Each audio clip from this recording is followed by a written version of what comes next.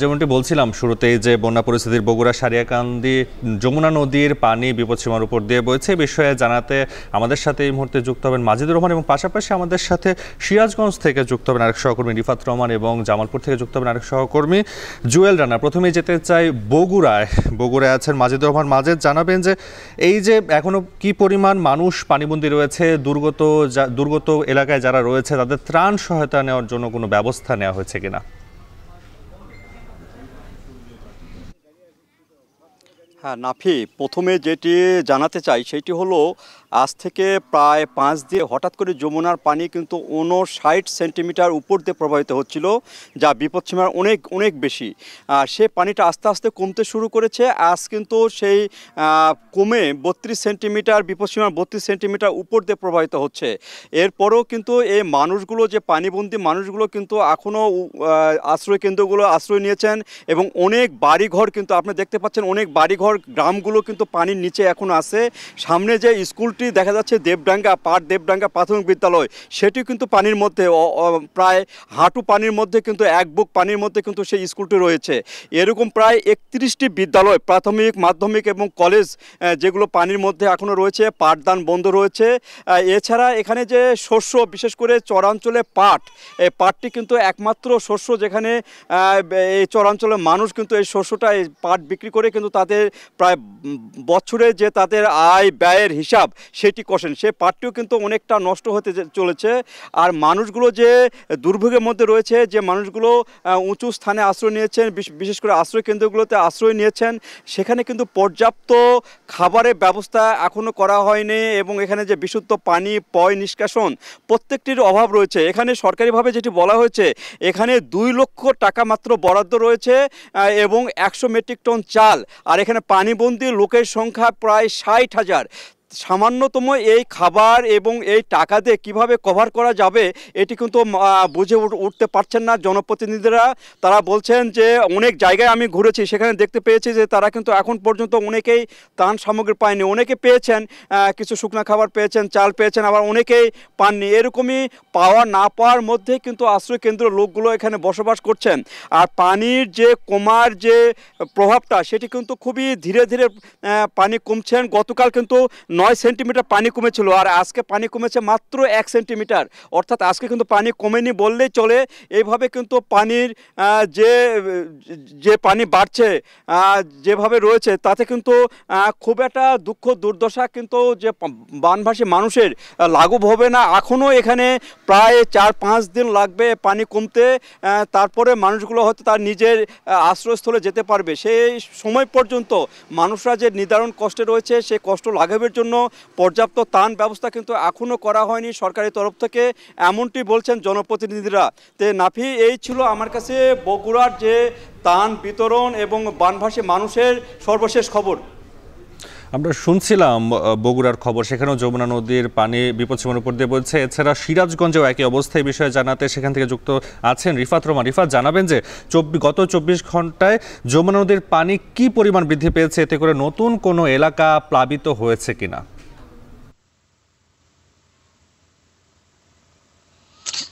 নাফি, গত 2 দিন কিন্তু সিরাজগঞ্জ পয়েন্টে যমুনা নদীর পানি কমেছে, তবে আজ কিন্তু আবারও পানি বৃদ্ধি পেতে শুরু করেছে। গত 24 ঘন্টায় কিন্তু সিরাজগঞ্জ পয়েন্টে 2 সেন্টিমিটার পানি বৃদ্ধি পেয়ে এখনও বিপদ সীমার 36 সেন্টিমিটার উপর দিয়ে প্রবাহিত হচ্ছে। আপনি বুঝতে পারছেন যে পানিতে কিন্তু একদম টইটম্বুর হয়ে রয়েছে এই যমুনা নদী, যে কারণে সিরাজগঞ্জের যেগুলো চরাঞ্চল রয়েছে, নিম্নাঞ্চল রয়েছে, সেগুলোতে কিন্তু এখনও বন্যা পরিস্থিতির কোনো উন্নতি হয়নি বলা চলে। প্রায় 34টি ইউনিয়ন কিন্তু এখনও পানির কবলে রয়েছে, যে কারণে এই এলাকার যেগুলো মানুষ রয়েছে তারা কিন্তু এখনো দুর্ভোগের মধ্যেই রয়েছে। বিশেষ করে যাদের বাড়ি ঘরে এখনো পানি রয়েছে, তারা কিন্তু যে উঁচু স্থানগুলো রয়েছে, বিশেষ করে বন্যা নিয়ন্ত্রণ যেগুলো বাঁধ রয়েছে, সেই বাঁধগুলোতে কিন্তু মানবেতর জীবনযাপন করছে। কারণ প্রচণ্ড রোদে পাশাপাশি গুড়ি গুড়ি মাঝে মধ্যে বৃষ্টি হচ্ছে, এতে করে কিন্তু তাদের দুর্ভোগ কিন্তু প্রতিনিয়তই বেড়েই চলেছে। তবে এই যমুনা নদীর পাশাপাশি যেগুলো অভ্যন্তরীণ নদ নদী রয়েছে, যেমন করতোয়া, হুরাসাগর, বড়াল নদী, এগুলো নদীর পানিও কিন্তু একদমই টইটুম্বুর অবস্থায় রয়েছে, যে কারণে সার্বিক বন্যা পরিস্থিতি যদি বলা যায় সেটি কিন্তু এখনো উন্নতি হয়নি। পাশাপাশি যে ক্ষতির কথা যদি বলি, সিরাজগঞ্জে চলতি বন্যায় কিন্তু প্রায় 1 লাখ মানুষ ক্ষতিগ্রস্ত হয়েছে। তাদের যেগুলো বসতভিটা রয়েছে সেগুলো পানিতে নিমজ্জিত হয়ে ক্ষতিগ্রস্ত হয়েছে। তাছাড়া সবচেয়ে বেশি যে ক্ষতিগ্রস্ত হয়েছে বিশেষ করে কৃষি খাতে, এই যমুনা নদীর চরাঞ্চল এবং নিম্নাঞ্চলে প্রায় 6,500 হেক্টর ফসলি জমি কিন্তু পানির নিচে নিমজ্জিত হয়ে এগুলোর যে ফসল, বিশেষ করে বীজতলা, পাট, তিল, এগুলো কিন্তু একদমই ক্ষতিগ্রস্ত হয়েছে টানা 10 দিন পানির নিচে থাকার কারণে। পাশাপাশি সিরাজগঞ্জ যেহেতু তাঁত সমৃদ্ধ এলাকা, সিরাজগঞ্জের প্রায় শতাধিক তাঁত কারখানা কিন্তু বন্যার পানিতে নিমজ্জিত হয়েছে। এসব তাঁত কারখানার যেগুলো মেশিন রয়েছে সেগুলো কিন্তু আসলে পানিতে নিমজ্জিত হয়ে ক্ষতির মুখে পড়েছে বলে আমাদেরকে তাঁত মালিকরা জানিয়েছেন। তো নাফি, সিরাজগঞ্জের বন্যা পরিস্থিতি নিয়ে এই ছিল আমার কাছে সবশেষ। এবারে যেতে চাই জামালপুরেও গত 1.5 সপ্তাহ ধরে বন্যা পানিতে তলে গেছে বেশ কিছু গ্রাম। সেখান থেকে যুক্ত আছেন জুয়েল রানা। জানাবেন যে জামালপুরে এখনো কতগুলো গ্রাম পানির নিচে তলিয়ে আছেন, বন্যাগুলোতে এলাকাগুলোতে কি কি ধরনের সংকট তৈরি হয়েছে? নাফি, জামালপুরে আজ সকাল 6টা থেকেই নতুন করে আবারও বন্যার পানি বাড়তে শুরু করছে। অর্থাৎ এখন দুপুর 2টা পর্যন্ত প্রায় 3 সেন্টিমিটার পানি বেড়েছে। বিপদ সীমার দেওয়ানগঞ্জের বাহাদুরাবাদ ঘাট পয়েন্টে 52 সেন্টিমিটার উপর দিয়ে যমুনার পানি বইছে।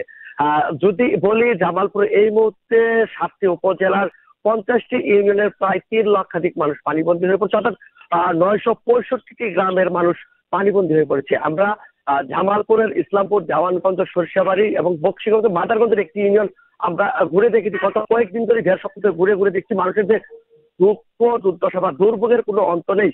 চরাঞ্চল এবং নিম্নাঞ্চলে যে মানুষ রয়েছে সেই মানুষগুলোর বানবাসী মানুষগুলো এখনো ঘরে ফিরতে পারেনি। নতুন করে পানি বাড়ার সংখ্যায় তারা উদ্বেগ, উৎকণ্ঠা প্রকাশ করছে। আর জেলা প্রশাসনের পক্ষ থেকে এই দুর্গত মানুষের জন্য 540 মেট্রিক টন চাল বরাদ্দ করা হচ্ছে, যা প্রয়োজনের তুলনায় খুবই অপ্রতুল। আর নগদ 7 লক্ষ টাকা বিতরণ কার্যক্রম চলছে। আর কৃষি সম্প্রসারণ অধিদপ্তরের তথ্য মতে এই মুহূর্তে জামালপুরের 11,000 হেক্টর ফসলি জমি তলিয়েছে। এর মধ্যে পাট, রূপা আমনের বীজতলা, আউশ ধান, ভুট্টা, মরিচ, সবজি সব বিভিন্ন ধরনের ফসল ছিল, সেগুলো তলিয়ে নষ্ট হয়েছে। এদিকেও কৃষক সেদিকটা নিয়ে অনেকটা দুশ্চিন্তা রয়েছে।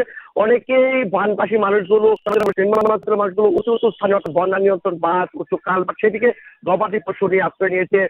প্রায় 3,000 মানুষ 19টি আশ্রয় কেন্দ্রে আশ্রয় নিয়েছে প্রায় 1.5 সপ্তাহ ধরে।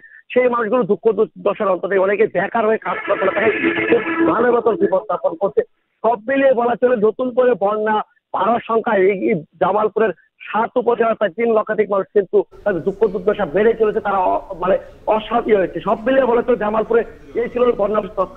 নাফি, বগুড়া, সারিয়াকান্দি এছাড়া সিরাজগঞ্জের এবং জামালপুর পয়েন্টে যমুনা নদীর পানি বিপদসীমার উপরে বইছে এবং সেখানকার বানভাসী মানুষের দুর্ভোগের চিত্র তুলে ধরছেন সহকর্মীরা। এখন যুক্ত ছিলাম সেখানে।